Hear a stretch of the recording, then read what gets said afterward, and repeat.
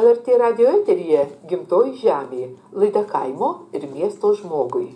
Pagėgių savivaldybės žemės ūkio kooperatyvas Lumpėnų Rabynas verčiasi įvairia veikla. Laiko 350 karvių, o su telyčiom garbinimais apie 1000 galvijų. Augina rapsus, kviečius, kukurūzus, pupas, mišinius, teikia paslaugas smulkiems ūkiams. Pasak kooperatyvo pirmininko Remigijaus Kelnerio, pagrindinė ūkio kryptis – pieno gamyba. Tik kol kas smukusi pieno supirkimo kaina vos 18 eurocentų už kilogramą pieno neatperka gamybos sąnaudų. Taigi, gal apie tą pagrindinę veiklą, pieną, jo gamybą, šiandien jis turbūt yra jautriausia tema ne tik tai jūsų kooperatyve. Pienas yra tas produktas, kuris mus skatina vystytis ir varomoji jėga, kaip sakant. Tačiau praeitų metų antras pusmetis pareikalavo didelių išbandymų daugeliui ūkių, taip pat ir mūsų ūkiui. Mes turėdami kasdien pieno po 8,5 tonos natūralaus parduodamo pieno, kaina nukrenta iki 18 eurocentų, tai įsivaizduokim, kad tai yra nenormalu. Nors visi sugebam pasižiūrėti į aplinkinės šalis, tai atrodo, kad yra kitaip.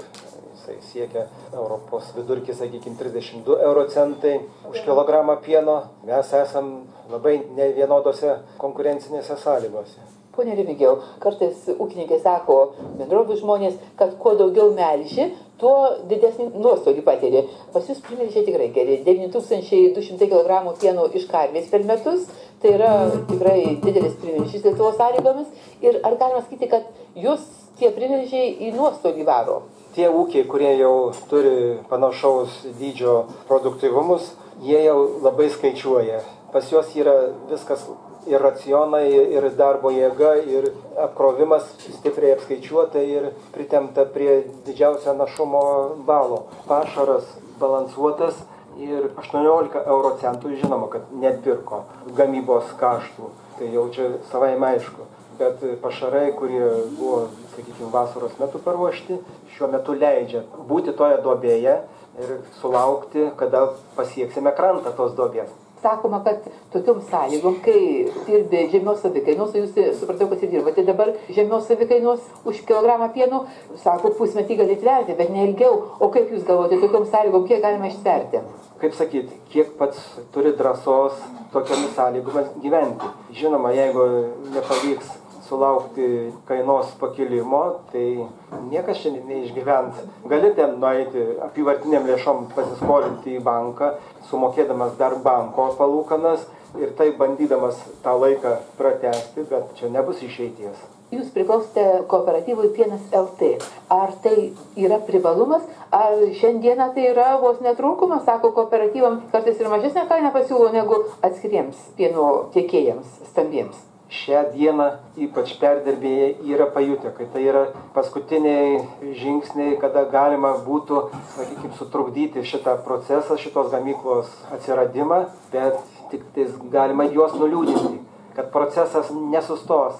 Gamykla, pats pastatas jau yra pastatytas, yra keletas smulkių trūkumų, mes juos radom, pataisysim, bet visumoje tai gamykla, matysime, kada jau pradės važiuoti įranga, apie rugpjūčio mėnesį pradės montuotis visą įrangą, kada pabaiga bus džiovyklų pastatymas tai sekančiais metais, tada bus tarsi atsikvėpimas tų, kurie yra to kooperatyvo nariai. Bet šiandien perdirbėjai daro viską, tiesiog norėdami, kad nevyktų judėjimas kooperatyvo kryptimi, jie nekooperuotiems, tuo pačiu ir kooperuotiems ūkininkams pasiūlo po 5, net ir 10 galbūt centų didesnę kainą, kad tik tais nevyktų judėjimas tą kryptimi. Rodo, kad jie tikrai yra išsigandę, tos konkurencijos jie nenori. Bet jeigu pažiūrėsime pasaulinę praktiką, tai kito kelio kaip ir nėra. Kooperacija tai vienintelis kelias, kuris gali garantuoti ūkiui stabilumą, maksimaliai gauti už savo parduotą pieną rinkos kainą, tada bus viskas gerai. Žinau, kad kooperatyvas Pienas LT kurį laiką vežė pieną į Lenkiją, o dabar dar taip nenoriai įsileidžia mūsų vietos perdirbėjai jūsų pieną. Ar jūs patys nesutinkate jiems vežti? Mūsų perdirbėjai priimtų tą pieną, jeigu jį dykai duotumė, tai jie visada jį priimtų. nevažiuotų į Estiją, Latviją, Lenkiją, į pakraščius parsivežinėti. Mes žinom, kad gerokai virš 1000 tonų per dieną parsiveža pieno. Tai matomai verslas yra pelningas, kadangi reikia važiuoti iš taip toli, dar biškelį daugiau mokėti. Nuvažiavus iki Estijos, patys perdirbėjai pripažino, kad vos net 10 centų kainuoja parsivežimas kilogramo pieno. Bet jiems labai apsimoka žlugdyti mūsų kooperatyvus? Be abejo, jiems labai apsimoka ir man labai yra apmaudu, kad prie to kooperatyvo, kooperacinio judėjimo žlugdymo prisideda ne tik perdirbėjai, bet ir mūsų vyriausybės kai kurie nariai. Kad tik buvo žemdirbių pieno gamintojų suvažiavimas dėl tos padėties pieno rinkoje. Įspūdingai gerą kalbą pasakė ministras pirmininkas Butkevičius. Aš net 6 punktus spėjau pasižymėti. Tai auksiniai žodžiai. Jeigu galima būtų, aš trumpai jos tiesiog pareferuočiau, ką ministras pirmininkas sakė. Be kooperacijos ateities nebus. Mes per maži, kad galėtume dirbti atskirai. Turime keisti požiūrį ir supratimą apie kooperaciją. Nugalėkime pavydą. Turi būti ilgalaikės sutartys su abipusė atsakomybė. Ir jeigu išvykę vėl po vieną galvosime, kaip sudaryti palankesnį už kelis centus sandorį, nieko nebus.